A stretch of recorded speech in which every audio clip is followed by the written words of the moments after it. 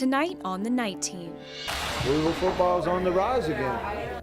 Following a tough loss in the ACC Championships, Selection Sunday is now in the books, and Louisville and Kentucky finally know where they'll be playing their bowl games. And then, a warehouse fire this afternoon in the California neighborhood, an address fire officials are familiar with. We have actually made multiple fire incidents inside this structure. What we know about the fire that covered much of downtown Louisville in smoke. He had an effect on people, and people had an effect on him. And later, how the bond between one family cat and an Amazon driver sparked a viral TikTok, and the acts of kindness that came from it. The WHAS11 Night Team starts right now.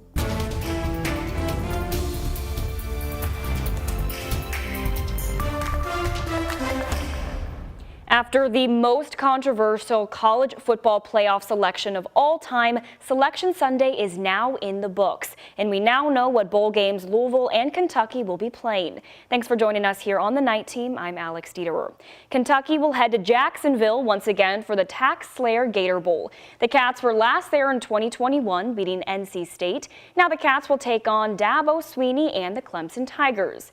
And then Louisville, fresh off an ACC title game berth in Charlotte, North Carolina, will now head cross-country to San Diego. There, they'll take on Caleb Williams and the USC Trojans. Photojournalist Aspen Hester was able to catch up with some Cardinal fans as they waited to learn where they would play. After a heartbreaking loss Saturday night in the ACC Championship. Tough game. Quarterback play really hurts.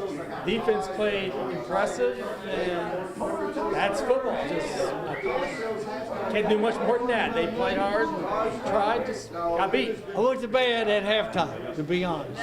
Louisville fans are wide awake now and ready for the Louisville Cardinals to take on the USC Trojans in the Holiday Bowl. I think Louisville wins by 10. It really depends upon, again, Louisville's quarterback play, how Jack Plummer steps up. You can get a little excited about the bowl game. We're rebuilding on the season. I love Jeff Brom. It's amazing what he's did this year. Even after a tough game in North Carolina this weekend, Louisville fans continue to support and back first-year head coach Jeff Brom. He's got the players believing in him and playing hard every snap, which you can't ask for much more than that. We're laying a foundation next year. Louisville football is back with the Brom family. And are excited to see the Cards back on the field one more time to hopefully take home a victory. Louisville football is on the rise again. Coming up later in sports, we'll have more on the Wild Selection Sunday. A warehouse fire in the California neighborhood left smoke floating through much of downtown Louisville today. Louisville fire say they responded to the fire just after 2 this afternoon. Officials say it took 35 firefighters about 1 hour to gain control of the massive blaze. No one was injured in the fire, but Louisville Fire does say that this isn't the first time they've responded to the building. According to Louisville Fire Prevention, this is actually listed as a dangerous location. We have actually made multiple fire incidents inside this structure. Louisville Fire says they don't know if the warehouse is abandoned, but there was no one inside when they conducted their search. Arson officials are currently working to determine the cause of the fire. Fears are now rising that the war between Israel and Hamas could expand. This after multiple attacks on cargo vessels in the Red Sea that were in the vicinity of U.S. Navy destroyer the USS Carney. The USS Carney engaged and shot down several drones just weeks after it shot down missiles and drone potentially headed toward Israel. ABC's Derek Dennis has the latest.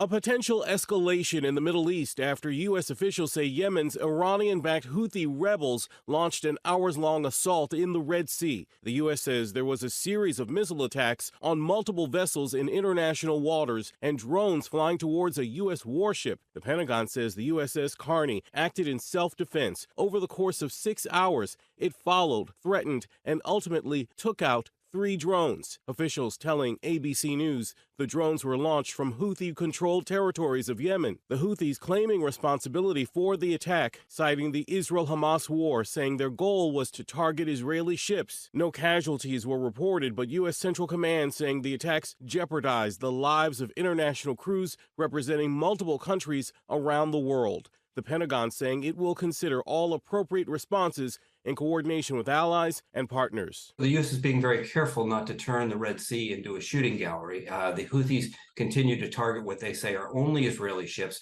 but the U.S. needs to be assured, and the world needs to be assured, that there's freedom of navigation and that ships could transit the heavily trafficked Red Sea. Last month, Houthi rebels releasing this video showing armed members using a helicopter to hijack a cargo ship. The Carney is one of several warships and aircraft carriers sent to the Red Sea after the outbreak of Israel's war with Hamas, with orders to show force and keep Iranian-backed militias in the region from expanding the war front. Also last month, the Houthis claimed this unverified video shows them shooting down a U.S. Reaper drone. And in late October, the Carney already intercepting 4 missiles and 15 drones headed from Houthi-controlled territories toward targets in Israel. Derek Dennis, ABC News, New York. A heartwarming story seen exclusively here on WHAS11, the bond between a Kentucky man and a cat that went viral on TikTok. Take a look. Evan Snow is an Amazon driver from Clarksville, who you can see right here. Whenever he drops off packages at this home in Brandenburg, he would sit on the porch and pet their family cat named Lolly. Lolly passed away at the end of October, and Evan is seen on security camera footage looking for him. When the video went viral, people on TikTok wanted to do something special for Evan. Lolly's owner, Isaac Bowen, knows how much Lolly meant to Evan. So last night, he met up with Evan to give him the gifts from people who saw the video. Those gifts included a framed picture of Lolly and a bear that had his meow. Man, I'm loving this, bro. I'm loving the Build-A-Bear too, bro. This is awesome. Give it a squeeze. I'll give it a squeeze. Oh my God, it has his meow. We all just kind of knew that when it came to Lolly and people, there was something special with that connection there. Like, he had an effect on people and people had an effect on him. And that effect is very apparent. Right now, the TikTok video has over 8 million views. Because the video went so viral, Isaac was also able to give Evan items from his Amazon wish list that people from TikTok gifted him.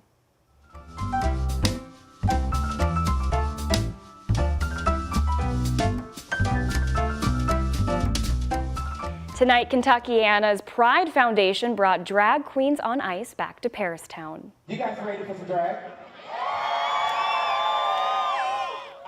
The popular event returned to the Fête de Noël Crystal Ice Skating Rink for its 4th year. The show featured local legends as well as Milk and Dusty Ray Bottoms from RuPaul's Drag Race and All Stars. Organizers say there's nothing like this show in the area. I just want everybody to have a good time, have fun, be safe. It's a fundraiser. We're here to raise money. We're here to have fun. There's some professional skaters and there's some non-professional skaters. It's just a fun night.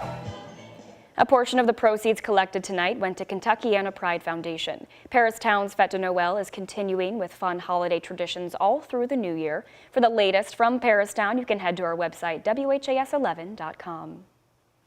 The holiday shopping season is here, and Ballard High School's baseball team is taking the opportunity to help out their program. Today was the 36th annual Holiday Halls Arts and Crafts Show. Over 100 vendors gathered at Ballard High School this weekend for the show. Organizers say it's a great opportunity to get unique gifts for the people in your life. Support small because your purchase may mean more here than to a big box store. For many of these vendors, this is how they make their living.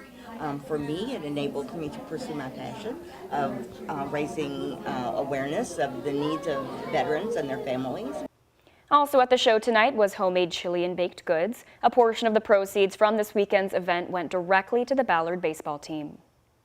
And meanwhile, across the river at the Walnut Ridge Nursery and Garden Center, they hosted their own holiday market. Several local vendors gathered at the nursery, and they do this every year to choose a local charity to donate to. This year, each vendor raffled off an item to raise money for Southern Indiana Animal Rescue. They all come together for a local cause, and it's just amazing. But I love crafts also, so it's just something fun to do, and all of our customers just love the season. The nursery will continue to host holiday events every day in Jeffersonville.